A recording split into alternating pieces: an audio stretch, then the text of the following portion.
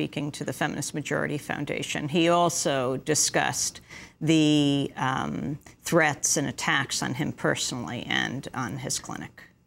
While I was developing this practice between 1973 and 1985, I thought I was just Joe Blow, family physician, raising my kids, stamping out disease, and taking family vacations.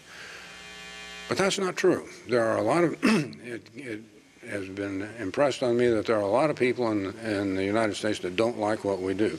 And this is what an office looks like when it's been bombed at about midnight. Our response was, and still continues to be, hell no, we won't go.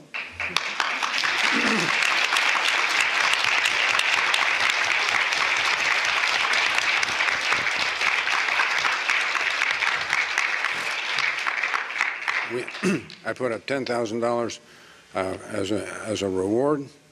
Nobody ever collected on it. We tried. That was 1986. We tried to get back to being a normal clinic, but we had to put up some gates and take other security arrangements. And again, I had my head in the sand. I'm taking care of people, one patient. You know, we were trying to make the world a better place to live, one woman at a time, and I said, no, this stuff isn't going to happen again in Wichita. Well, I was wrong. We began to have people arrested outside our office. The clinic was blocked. People couldn't get in. Federal marshals finally had to take over. After 6 weeks, they had to take over the clinic, and things got back to relatively normal. The phrase "a shot in the arm" will have has had an entirely different meaning to me. I was leaving the clinic and I was shot twice. As I left the clinic, the good news was there was no major damage, but what I found out was I wasn't nearly as tough as I thought I was. I hired a Brinks armored car to take me to and from. The first time I came back into I drove my car back into the parking lot. A couple of days later, I thought, this won't bother me. I was wrong. It did bother me. Although it's not on here, for 6 weeks, I hired a Brinks armored truck to pick me up at 7 o'clock in the morning and take me home at 5 o'clock in the afternoon. You know, that was the only time in my life I've been able to leave the clinic on time. You know, I can't, you know, just sort of an aside, I can't imagine the enormous stress that our boys have coming home from Iraq and the enormous amount of post-traumatic stress syndrome. But at any rate, after 6 weeks, I felt well enough to drive myself in and out from the clinic, but I never drove that car again. We built a new building, put on an ambulatory surgical center. There are no windows in this building. It has a metal detector. People have to have airport-like security to get in and out of the clinic. There's an anti-abortion clinic right next door. We are picketed all the time. In August of 1994, I was the first on the anti-abortion hit list, or assassination list, and Janet Reno and President Clinton assigned federal marshals to me for 30 months. They came to the house, got me, took me to the office, stayed at the clinic, and they did that for about 30 months. In 1991, Susie Gilligan, or Susie, came to Wichita to help us put down or help us get through the anniversary celebration of the 1991 Summer of Mercy. The Summer of Mercy. I got to experience a federal witness program,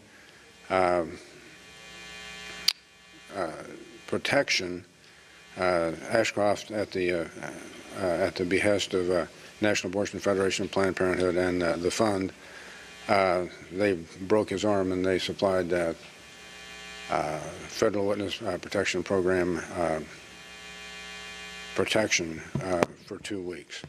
During this time, we developed a new Declaration of Reproductive Independence, which says for every woman, each pregnancy is an invited guest into her body and a welcome addition to her family. Every woman, everywhere, invited guest into her body and a welcome addition to her family. We won. They went home, and all of my staff got to stand on the top rung of the winner's stand. They received, for getting through this, a dozen roses, a memorial or a commemorative flag that flew over our office, and in the best history of the Olympic Committee, $100 in small bills passed under the table. We had a year of retribution where they harassed our employees at home, stalked my wife, harassed business and vendors, and they tried to close us down. They published a list of all of our vendors on the internet. They put crosses that are exactly illegal in the easeway. But the good news is we still live in the United States of America. The good news is that in Kansas we are able to use the wide definition and the full implementation of the Roe versus Wade decision, which allows us to do post-viability terminations of pregnancy. Dr. George Tiller addressing the Feminist Majority Foundation last year.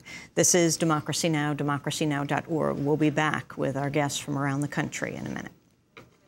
This useless little lever in my hand, and in his one safe place.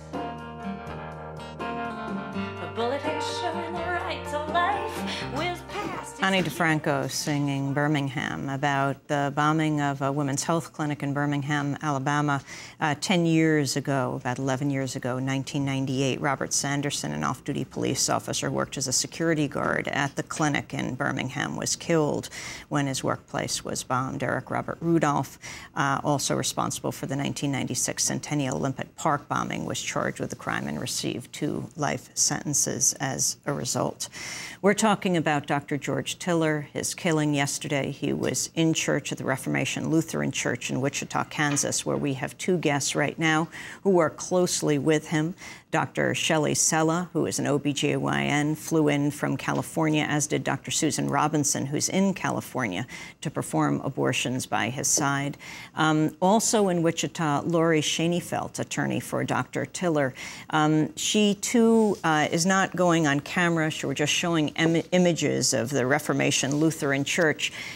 Laura Schoenfeld, can you talk about the cases you worked on with Dr. Tiller in both your town, Wichita? Yes, certainly. It seemed, as you just heard Dr. Tiller describing from that audio clip, that his clinic was sieged several times on the street. And it seemed that starting in about 2006, that the protesters were taking their fight from the street into the courts. And they were successful in getting several investigations of Dr. Tiller started.